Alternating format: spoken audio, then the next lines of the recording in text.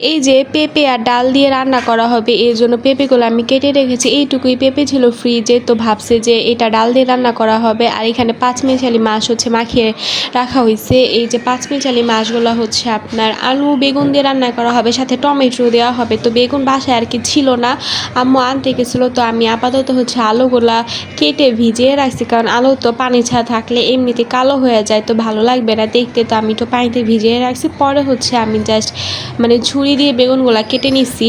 আর এই যে এখানে হচ্ছে সব তরকারি কাটা শেষ করে আমি সকালে নাস্তা করতেছিলাম, তো ড্রাগন ফল খেতে নিতেছিলাম। এখানে ডিমও খেয়েছি, তো ডিমটা শেয়ার করি নাই, ডিম চিয়া সিডকেও খেয়ে নিছি।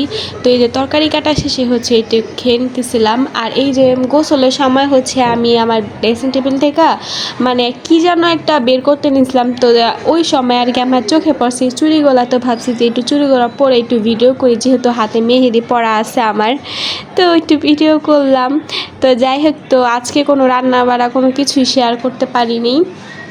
এই যে এখানে হচ্ছে আমার হাজব্যান্ড চলে আসবে, তো সন্ধ্যার দিকে হচ্ছে সন্ধ্যার আগেই হচ্ছে আমি দুধ ভিজিয়ে রাখছি, কারণ সন্ধ্যার দিকে চলে আসবে, দুধ খাবে। তো এইটা আমি ভিজিয়ে রাখতেছি বালতির মধ্যে। তো একটা পোকা দেখতেছি, সেটা আর কি দেখালাম যে এখানে পোকা আসলো কিভাবে।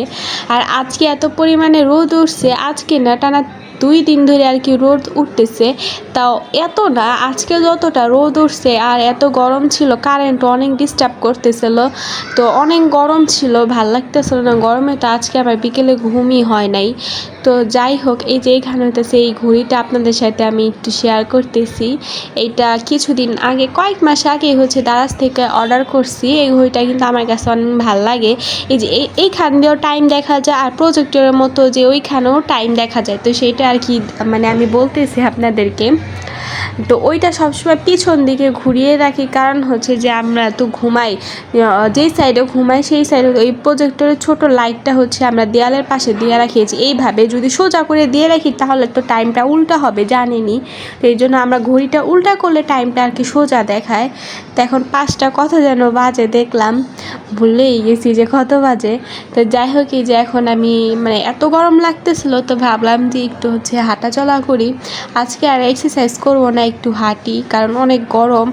মানে কারেন্ট থাকলেও শরীর গরমে ভিজে যাচ্ছে, এরকম গরম পড়ছিল আজকে। কার কার মানে জেলায় এরকম গরম পড়ছে একটু কমেন্ট বক্সে জানিয়ে যাবেন। তো আজকে তো আমাদের এখানে অনেক গরম পড়ছে, মানে গাজীপুরে কোনাবাড়িতে আর কি অনেক গরম পড়ছে। আর এই যে এখানে হচ্ছে আমি একটু বেলকুইনটা হাঁটার মধ্যে দেখতে আসলাম যে কোনো জামা কাপড় রয়েছে কি না। তো আমি এগুলো ভাঁজ করে রেখে দিবে, দেখলাম কোনো কিছুই নাই। আজকে তো ধোয়া হয়নি, কারণ ছিল না কিছুই, জাস্ট 2টা গেঞ্জি ছিল। তো ভাবলাম যে যেহেতু হাঁটতেই আসছি, তো এইগুলো ভাঁজ করি, এইগুলো তো একটা এক্সারসাইজের মধ্যেই পড়ে।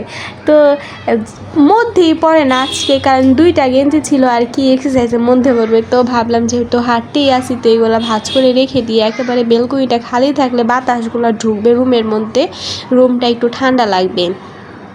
তো এই যে সুন্দর করে বাজ করে এখন হচ্ছে রেখে দিয়ে আবার হাঁটবো আমি।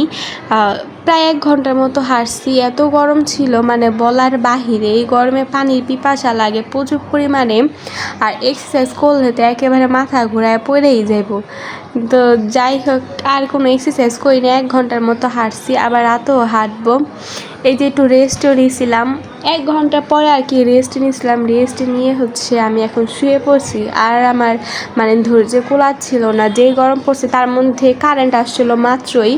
এতক্ষণ গরমে হচ্ছে আমি হাঁটছি, কারেন্ট মাত্রই আসছিলো। তো কারেন্ট দেখে হচ্ছে আমি 5 মিনিট একটু বসেছিলাম, যেহেতু একটু হাঁটছি, একটু বসে তারপর হইতেছে শুয়ে পড়ছি। আর এই যেখানে নেল পালিশ দেখাচ্ছিলাম, যে নেল পালিশ দিলে কাজকর্ম করলে না অর্ধেক উঠে যায়, তখন আর ভালো লাগে না। আর এই যে আমি তো ডাইটিংয়ে আছি, তারপরও হচ্ছে আমার বোকা মন মানে না কোনো কিছুতে এসব খাওয়া থেকে। তো এইটা হচ্ছে আমি এখানে মানে ঝালমুড়ি এনেছিলাম, প্রথম একবার এনেছি, আমার কাছে অনেক বেশি মজা লাগছিলো, একটা শসা দিয়ে খাইছি। তারপর আরেকবার আমার হাজব্যান্ডকে আনতে বলছে, ও নাকি কারে দিয়ে আনাইছে।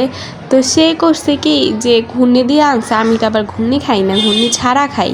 তো এই যে মানে জানলা দিয়ে ফেলে দিতে নিছিলাম, তো মনে পড়লো জানলা দিয়ে তো ফালা যাবে না, তা আবার রেখে